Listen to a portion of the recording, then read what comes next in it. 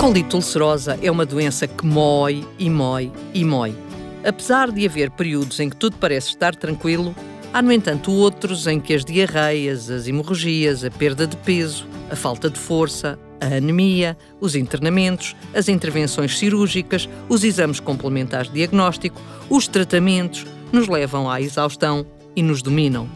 Muitas vezes não é fácil aguentar tudo sem dizer nada, porque o abrir o jogo significa que há um problema e, por vezes, não somos capazes de falar desse problema.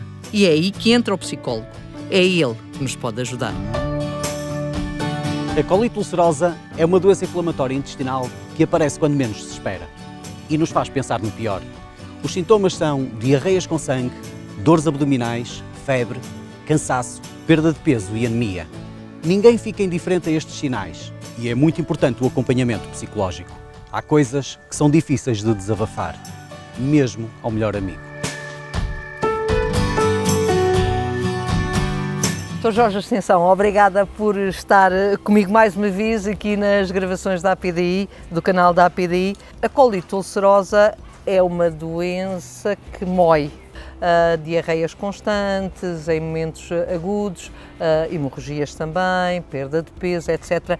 Tudo isto causa um grande desgaste nas pessoas que têm colite ulcerosa. Como é que as pessoas devem enfrentar este problema?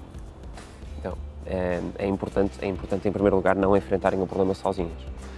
E não estou a falar apenas dos profissionais de saúde, estou a falar também das pessoas que estão à volta.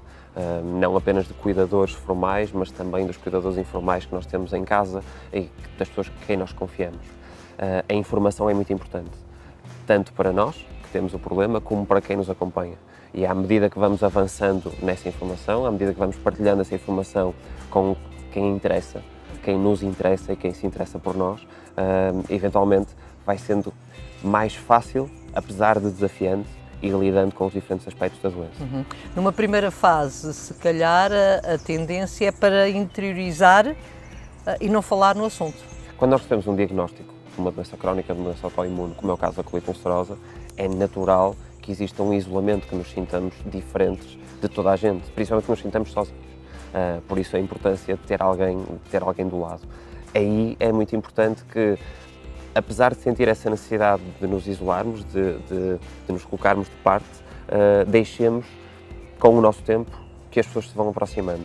E, ao mesmo tempo, que também tenhamos a capacidade de procurar ajuda, porque não são problemas novos, não é uma doença nova, é uma doença que já existe há muito tempo e, por isso, provavelmente há soluções, há tratamentos, há informações que estão disponíveis. Na sua experiência, uma vez que é psicólogo da APDI também, como é que se processa todo esse andamento? Deve haver aqui diferentes fases, desde que se recebe o diagnóstico de uma colite ulcerosa até que se diz, sim, eu preciso de ajuda, eu tenho de chegar mais longe. Qual é o processo?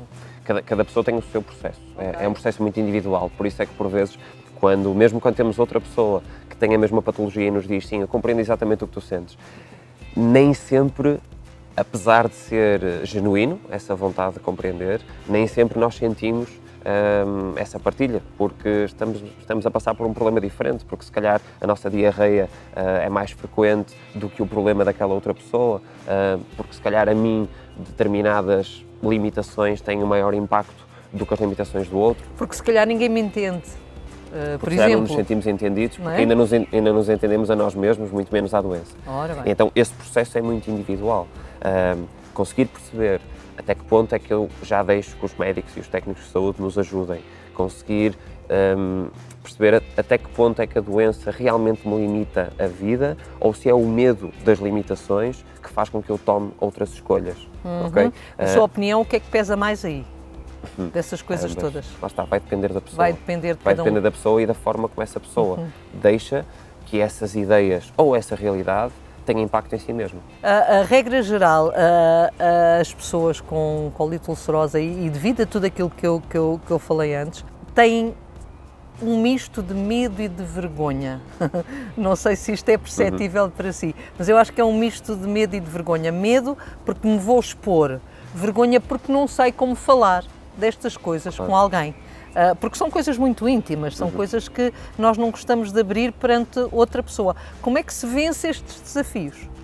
Em primeiro lugar, é necessário compreender que o medo faz sentido. esta doença surge como uma ameaça à ideia de destino que eu tinha. Independentemente da idade em que ela é diagnosticada, o adolescente tem planos, tem amigos, tem alterações que vai ter que fazer. O jovem adulto, se calhar já estava no início da carreira, um novo emprego, também pode vir a ter limitações. Independentemente da idade, pode haver alterações. Por isso esse medo, essa noção de ameaça faz sentido. A questão é esse medo com a informação, com novas estratégias, eventualmente, não digo dissipar-se, mas aprendermos a lidar com ele, aprendermos até a utilizá-lo de alguma forma. A questão da vergonha, estamos a falar de uma doença que mexe com alguma coisa que nós consideramos sujo, não é? Mexe com questões intestinais, mexe com... Como é que se fala disso com outras pessoas, quer dizer, não é? Para se chegar aí é preciso um processo. É aí que entra o psicólogo, é aí que pode entrar o psicólogo, ou o psicólogo entra mais tarde, ou mais cedo? Eu sou bastante parcial. Eu considero que o psicólogo faz parte da equipa, por isso, no momento do diagnóstico, da mesma forma que o gastroenterologista, o enfermeiro estão disponíveis, o nutricionista, o psicólogo e outros técnicos também o devem estar.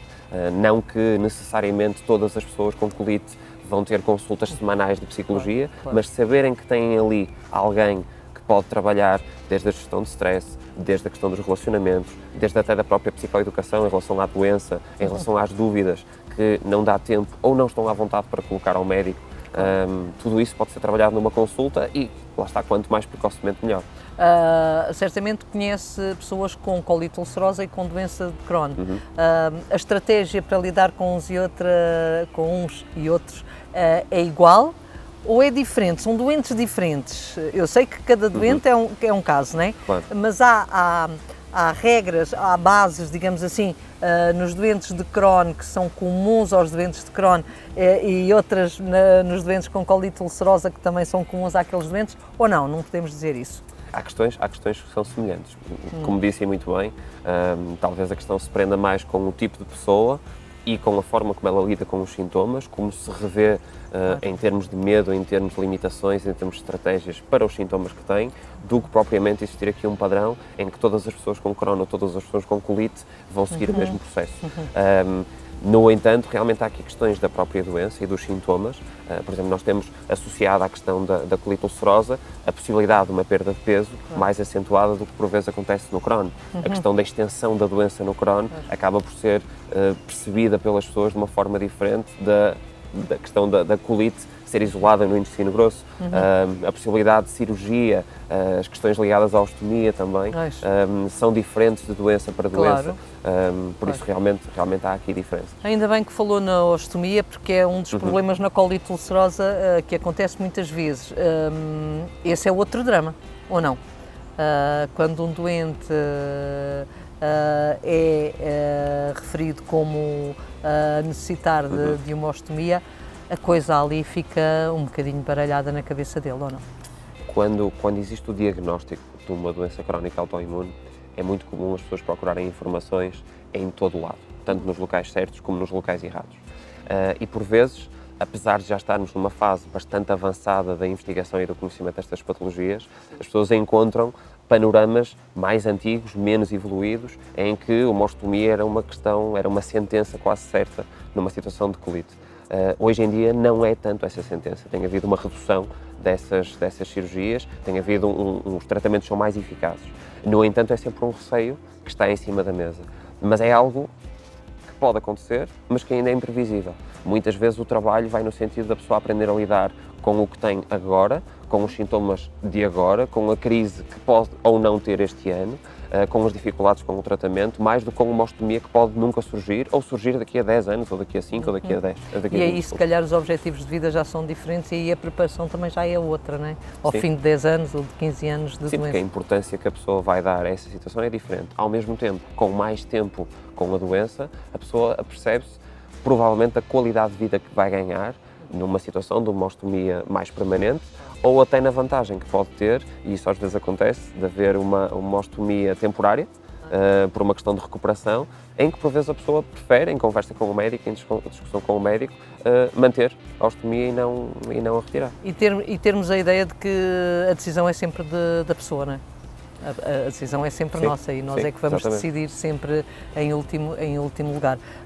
Há aqui um outro medo, e este eu penso que é transversal a qualquer patologia crónica, mas principalmente aqui na doença inflamatória intestinal e na doença da colite ulcerosa também, que é o cancro. E nós sabemos que o cancro é algo que está muito presente também na colite ulcerosa, por diferentes razões, porque atinge mais a parte do cólon e tudo isso, e portanto é aqui bem real. Por outro lado, os linfomas também estão a aumentar para quem toma a medicação biológica e, portanto, é aqui outra realidade. Como é que se enfrenta este medo também, Dr. Jorge? Não é fácil. Há aqui uma questão de evidência científica que é importante salientar. Nos últimos 30 anos tem havido realmente uma redução do cancro coloretal associado à colite ulcerosa, o que é uma vantagem. É uma vantagem porque permite realmente à pessoa não viver apenas no medo, mas aumentar a sua confiança, não só na equipa que o acompanha, mas também nos tratamentos existentes. Mais uma vez, tal como falámos na questão da ostomia, é importante ter essa noção presente, de que isso poderá acontecer, de que há uma diferença entre a população sem colite e a população com colite, de que o cancro coloretal é uma realidade. No entanto, quer dizer, muitas vezes usa-se esse exemplo na consulta, lidar com isso já sem haver sequer indícios que isso poderá vir a acontecer num futuro próximo, é como mudar um pneu antes de ele furar. É importante ter as ferramentas, é importante ter as estratégias, é importante saber que se isso acontecer, temos análises, temos exames de rotina, temos uma equipa médica em quem confiamos, mas lidar com isso antes disso acontecer não é tão construtivo, se calhar até nos diverge daquilo que é importante neste momento a pessoa conquistar. Portanto, basicamente e em conclusão para esta nossa conversa que estamos a ter, o impacto psicológico da colite ulcerosa é grande, nos doentes com colite ulcerosa é grande de facto. O psicólogo pode ajudar e muito, deve fazer parte da equipa e não vamos sofrer por antecipação. É por aqui? Viver o presente, confiar na equipa e confiar em si mesmo. Muito obrigada, Dr. Jorge. Obrigado. Um dia recebes a notícia que tens de viver para sempre com colite ulcerosa e o teu mundo parece que acaba. É verdade que esta doença te arrasa, aparece quando menos esperas e deixa-te de rastros. Mas tal como aparece, desaparece e não há mal nenhum em procurar a ajuda de um profissional. O psicólogo pode ser a ajuda que procuras. Contacta a PDI, estamos cá para isso.